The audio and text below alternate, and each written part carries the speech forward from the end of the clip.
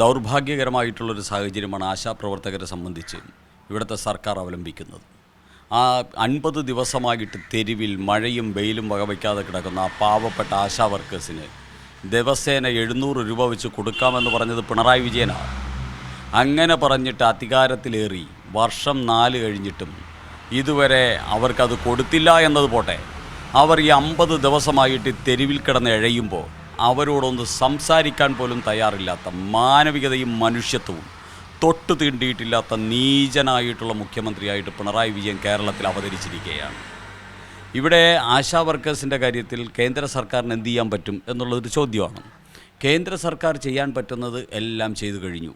കേരളത്തിന് കൊടുക്കാനുള്ള എല്ലാ പൈസയും അതിനേക്കാൾ കൂടുതൽ കൊടുത്തു കഴിഞ്ഞു. മാർച്ച് 31-നുള്ളിൽ കൊടുക്കേണ്ടത് ഫെബ്രുവരി 20 തന്നെ കൊടുത്തു തീർത്തു.